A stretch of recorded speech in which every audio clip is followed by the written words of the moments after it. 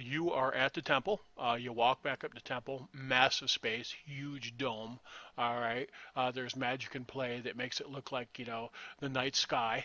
All right. And there's, stars as far as you can see, and the raw, constellation shaped, and, the arc of the arm of the galaxy above you. And you have to stop for a moment. And it is an impressive sight. And a young boy, in the white livery of the temple, walks up and he says, "How may I assist you?" And he is talking directly to Delbert. It's not that he's ignoring the other you two, but clearly he has his priorities. "How may I assist you, good sir?"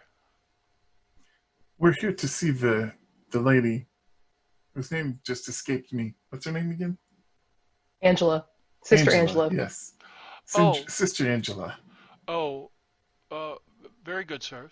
And he, says, "Follow me." And, you've got this big dome, and there's arms off the dome.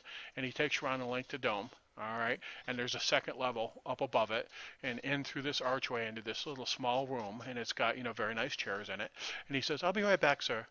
Ma'ams." And he leaves. All right. And there's chairs there. You know what I mean? And there's a, you know, light globe in the ceiling above, so it's very well illuminated here, and there's fresco all around on the walls that are exquisite works of art, showing the war of planetars against devils, so you're there. And about 3-4 minutes later, a um, middle-aged, early 40s man comes in, all right, and, he's got big, thick hands, all right, broad shoulders, and he goes, May. Oh, Double Galen. Very good. And he sees the other two, and he says, um, "I'm brother, you know, I'm brother Colwyn, and you are here to see Sister Angela. May I ask why?" Yes, you may, but you won't receive an answer.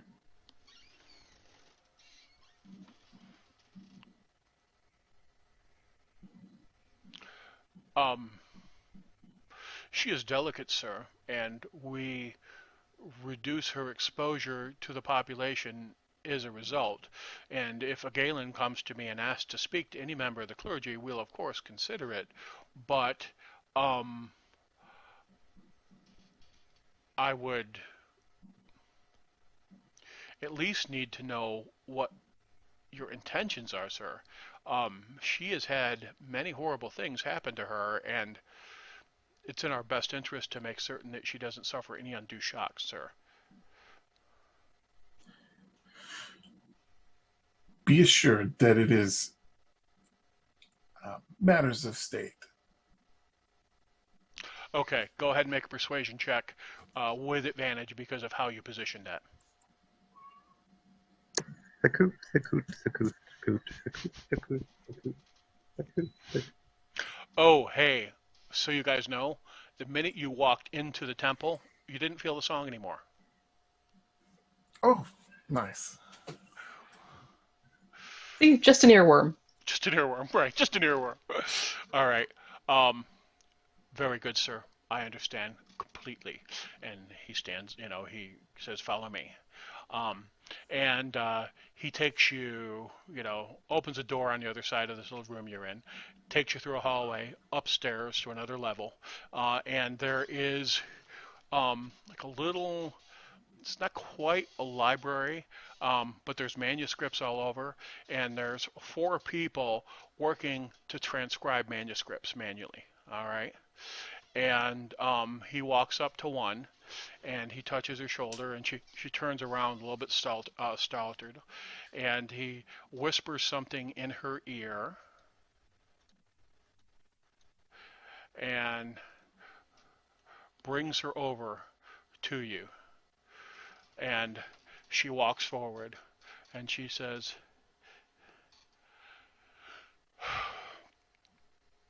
"Fletcher sent you, didn't he?" Indeed, he did.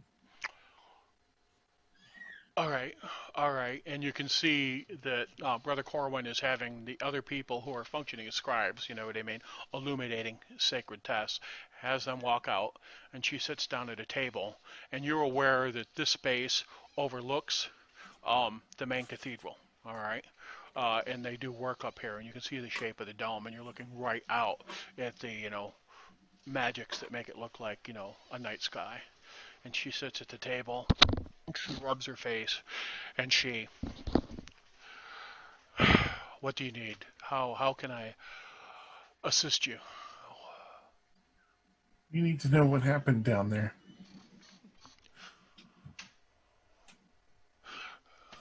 It's We don't wish to drag you through the trauma again, but we need to know what we're going to face. um so it's about 7 years ago, and I was relatively new in my orders, and the other people that traveled with me, there was a Peshwa, and there was a dwarf from the mines, and there was a young noble, much as yourself, who was taking sacred orders too. And we had we had some success.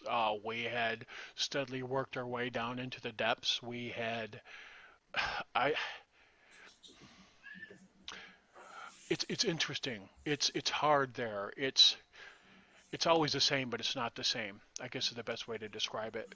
Um, you are in a place of stone. You are in a place that is made of material things, but I swear to you, is someone touched by Odir, you also touch the world of spirit. And always I felt on me attention. Always I felt on me the eyes of others. We all did. And sometimes it made your skin crawl. And sometimes you almost felt like something was there to protect you, to aid you. And there were instances where, I mean, we should have died. And we had protections like sword blow struck aside, enemy trip and stumble that if that hadn't happened, it would have been the end of at least one of us. And well, the worlds are thin and they seem to touch each other is the only way I can describe it. And I have meditated on this long. I have asked Odir to make clear to me what I have passed through. And in my meditations and prayer, I have determined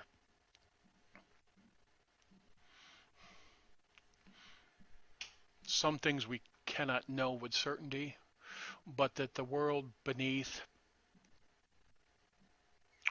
is not just one world, but perhaps many. And I do not know this with certainty. Odir does not speak plainly to me. I am not that high in his favor. It is not like it is for some of the saints where he sits beside them, places their hand on their shoulder, and tells them truth. I do not have that blessing. What I have is my faith, and I find certainty through prayer, and I believe that it is a place that touches many places. So I will tell you, though, I will tell you, there is never enough light below. Never. You are in a place of darkness, and sometimes the darkness almost breathes and whispers beside you. So as you go, make certain that you have light with you. It will buoy your spirit and protect you from the things that crawl through the dark and will haunt you. And so the things you find there sometimes make no sense. We enter the dungeon and we are beset by a horde of goblins. Goblins, common wood goblins. Where they came from, I don't know. And we fought them and we slew them. And then we descend deeper and we find in a level below goblin leaders, a chieftain and a pack of wargs, and we fight and we drive them off. And then we keep moving through the complex. We go deeper. We find a temple to their god. Now, a thrall of Kut was the high priest. He had the glowing blue eyes that that kind does. And we fought, we defeated that, and we lost one of our number, and we brought Carlina back, and she would not return because the temple, the university, will pay to have any of you raised. They offer that as you go beneath, and but she would not return. She chose not to when called back to the light. Deeper we went, we found a level of creatures that had camouflage and snuck about. I have learned since they are called skulks, a colony of them. Farther down, we found hordes of zombies, undead en masse. We found a lair of necromancers and slew them, and then finally we entered a cave filled with demons and aberrations, and my friends one by one went insane. I called upon the light of Odir as my shield and held it from me, but my friends went insane one by one, and they attacked me and tried to kill me, and I had to... I have been forgiven. I have been... The bishop has placed his hands on me and given me absolution, but I had to kill them one at a time. And there was a time when... place a mace in my hand, let me fill myself with the wrath of the god, and none could stand before me, but that was pride, and I have been humbled by their loss. And so, they died. And I killed them. I will tell you, the deeper you go, voices babble in your dreams, and the farther down you went, the louder they get. But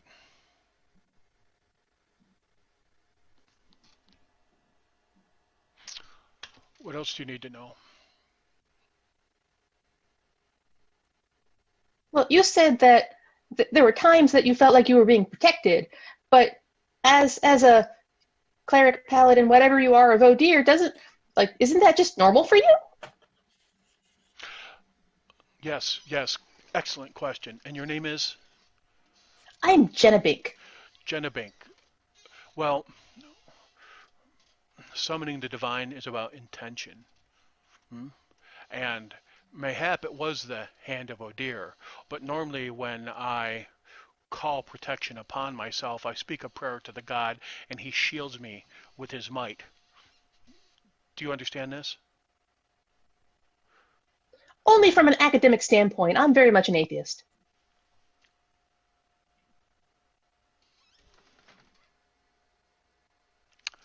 Sister, anytime you wish to speak of the power of the god, I will speak to you.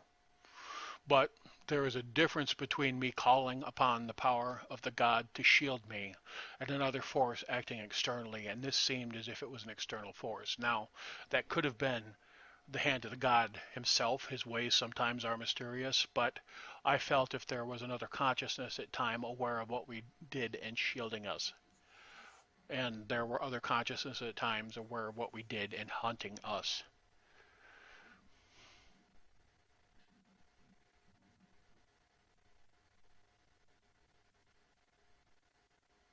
Did you ever stop to like talk to any of the people that you saw down there and figure out where they came from? You said there was goblins and like a tribe and stuff. Did you ever, snag one of them instead of bashing their heads in and try and figure out where they came from? um, we sometimes had prisoners, yes. Um, they spoke of this as their home. They spoke of it as um, if they had always been there. They spoke as if um, so the goblins spoke of a migration uh, up from the depths, um, and they spoke of their god Maglabet, and so they saw themselves as divine agents. And I will say, when we slew their priest, and we slew him, but when we slew their priest, he was a thrall. He was possessed by the coot. He manipulated them, I am certain. Well, for what purpose? Like, what were they doing down there? Um, Fighting for territory, being goblins. It was nonsensical. Uh, why be there? Why occupy there? What possible gain did they have? But they felt that it was their duty to protect, I guess, the dungeon, the castle from us, from any that trespassed. You know how territorial goblins and hobgoblins and orcs are. It manifested themselves in counterattack and rage. uh,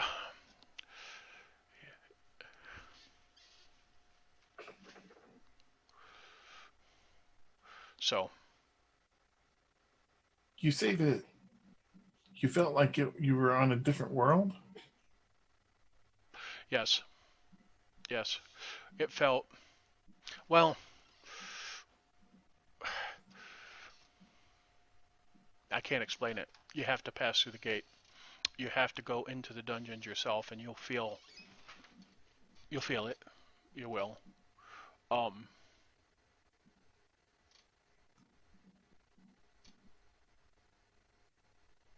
it's like the surface of reality grows thin and is tattered. I don't have words for it.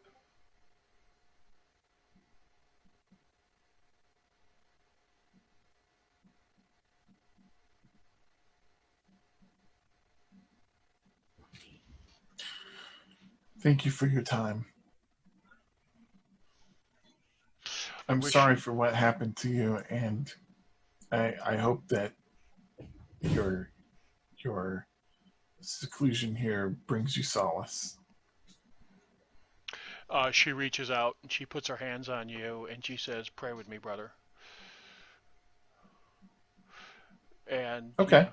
she Genevieve closely observes this prayer thing happening. she takes about 2 minutes to recite, recite the lay of the fallen stars, right? Where when Odir sent his planetars down to defend the North from the dragons and the demons who were attempting to overrun it, and she says, "Thank you, and I wish you His grace and protection as you dwell below. What we do, the sacrifices we make are so important because something malign is below, and if we do not understand it, the cost of the realm may be great. So I give you my blessing." And take another advantage there, okay?